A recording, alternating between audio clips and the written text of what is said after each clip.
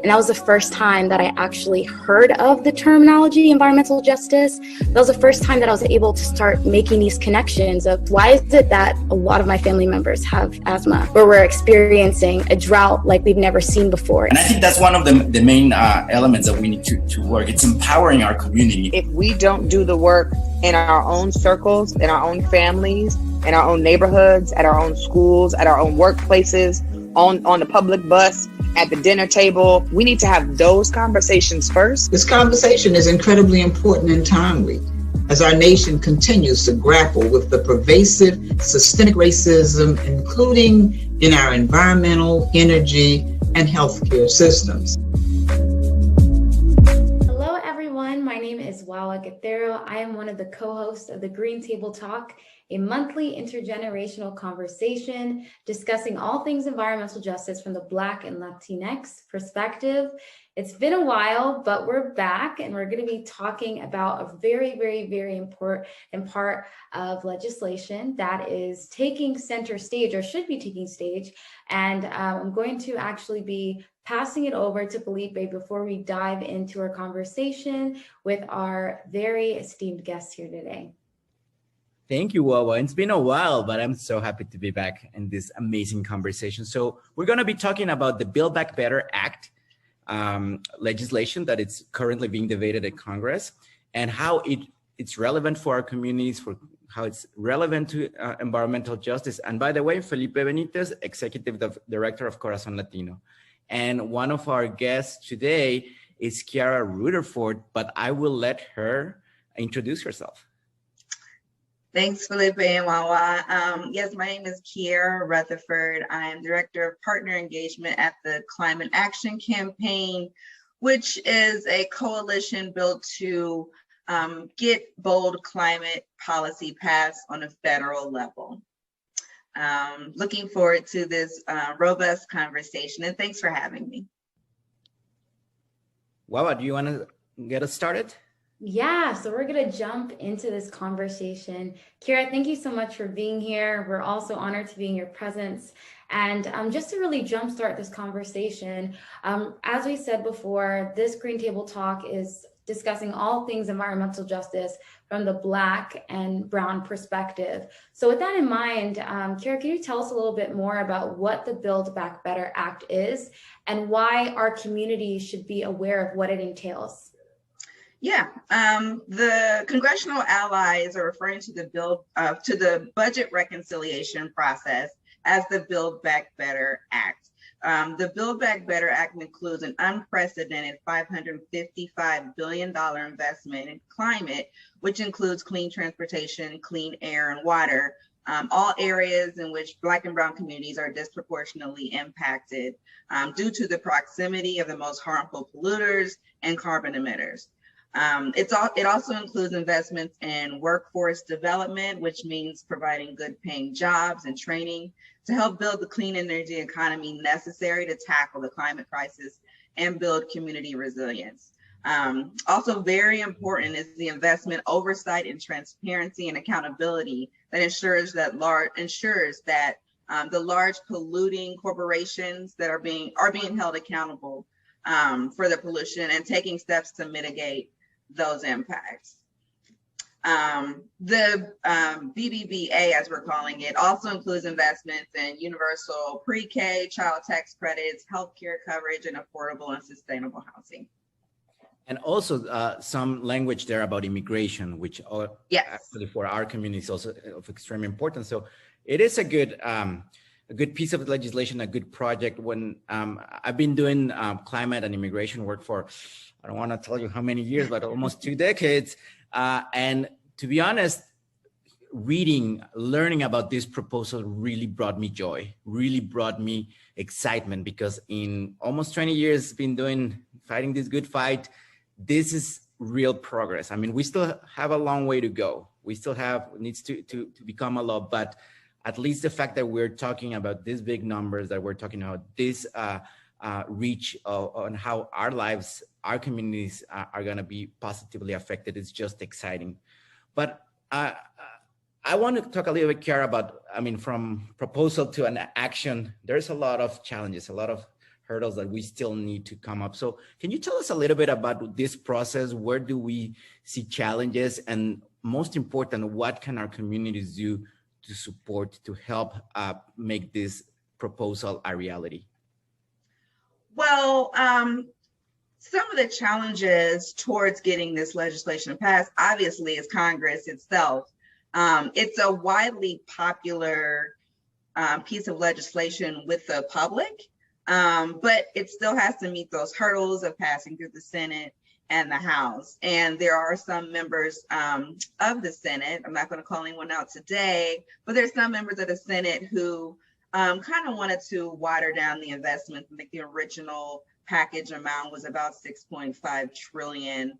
And we still have some significant investments that are being made, but it's not that big number that, originally was put forth. But the issue is not about the numbers, it's about the impacts that the money will provide and the funding and investments will provide to the communities that need it the most. So it's important to concentrate on what's good that's coming out of this big budget resolution fight, and making sure that we're holding our members of Congress accountable and that they're actually supporting this legislation so we can get to the work of, implementing all this good legislation. Yeah, Kiara, thank you so much for that clarification. I know that right now there isn't really a lot of traction that the Build Back Better Act is having within the youth space. I'm a Gen Zer. I'm in a lot of communities and organize online with a lot of youth that are invested in climate. And something that I've noticed is that this particular piece of legislation hasn't necessarily garnered as much attention as perhaps someone would assume it would. So I'd love to hear about your perspective. What are some recommendations that you have for young people like me and young adults who should be engaged in the Build Back Better Act, but might be wondering, how do I connect this with all these other issues that I'm talking about that might feel more up in their face, if that makes sense? Yeah. So one of the biggest investments through the BBBA is the climate investments. There's a $555 billion investment in climate. And as we know, young people are already at the forefront of climate activism. This piece of legislation is a once in a generation investment opportunity to kind of protect and restore our environment and to slow down the most harmful impacts of climate change, which young people already know and have been dealing with basically since most of them were born. One portion of that climate funding is the Civilian Climate Corps, which creates a government job program that puts a new generation of Americans to work combating the climate crisis. It creates clean energy and resilience jobs for communities who would benefit the most. And I think that's a big part for young people who are either coming out of high school or college looking for ways to be impactful in their communities on these issues. So that's definitely a way that young folks can plug in and something that's already very important to them. We want to ensure that the funds, once the BBBA passes, are being distributed in an equitable and just way. So we just ask everyone again to reach out to their members of Congress. And that's another thing. Young folks who are already, up and close in their, elected official spaces, just keep that pressure on to make sure we get this through. You've been talking a little bit about jobs and about economic opportunity. And at the end of the day, this bill, we can accomplish both things. We can protect our Madre Tierra, our planet, and create economic prosperity, jobs for younger and for all generations. So can you tell us a little bit, what does that mean? Because I think people sometimes lose that vision, like we can get them both. We can save our planet, we can cut emissions, we can protect our Madre Tierra while putting money in our pockets and making sure that we have economic prosperity. For sure. So going back to the actual Build Back Better framework, which is what President Biden and Vice President Kamala Harris campaigned on. So the framework set forth their policy agenda, which created a pathway to get progressive policies that will help grow the economy from the bottom up rather than the top down as the trend that we've been seeing.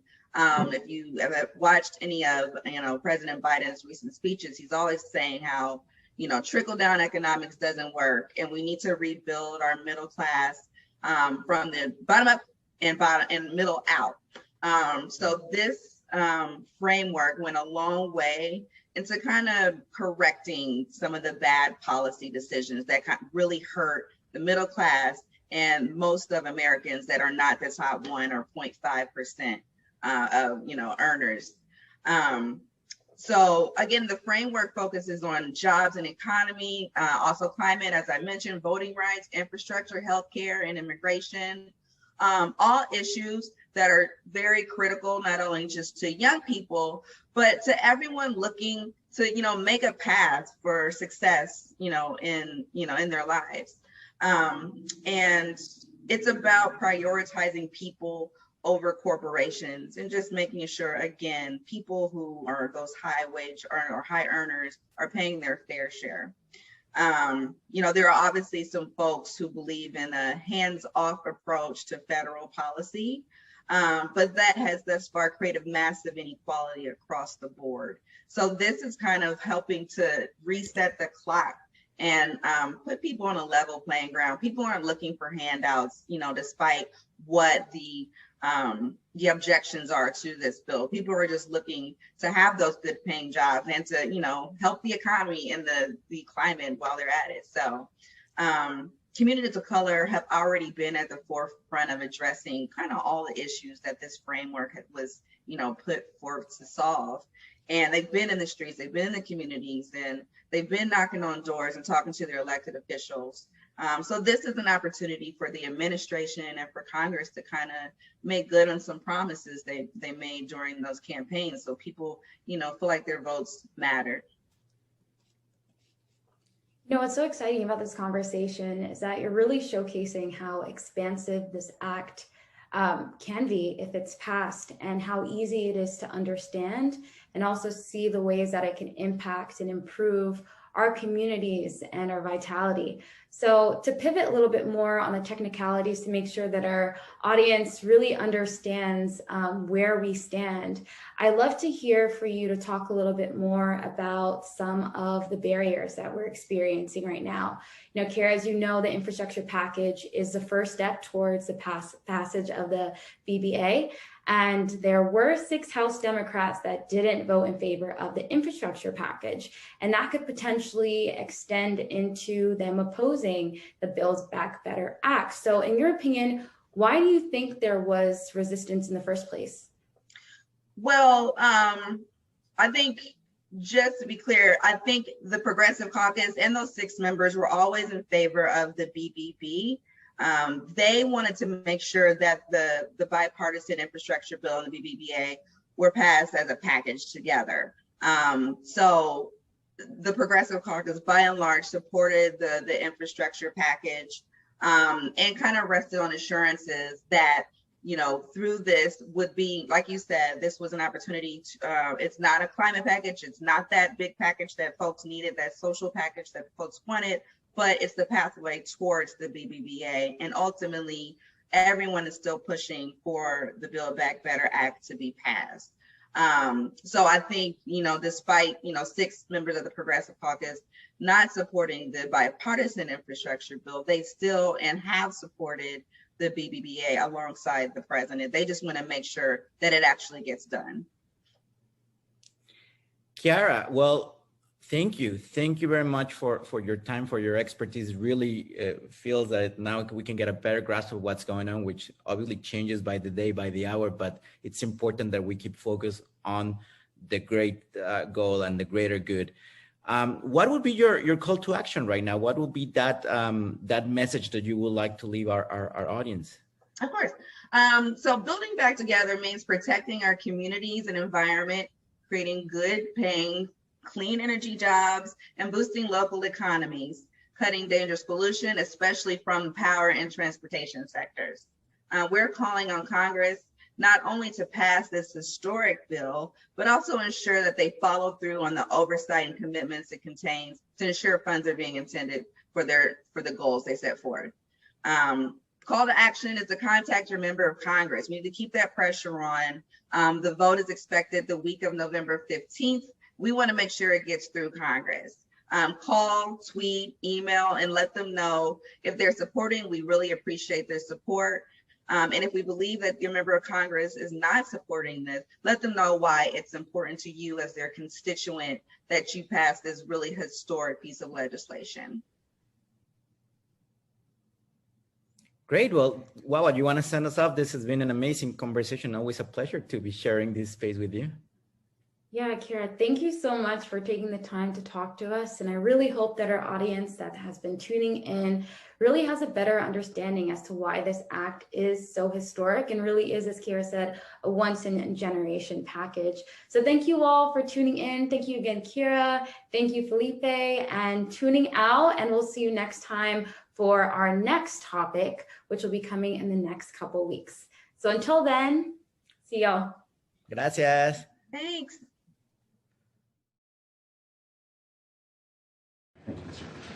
Thank you all so very much. We're going to make some substantial change in Indian country, and it's going to continue. Thank you all. Thank you.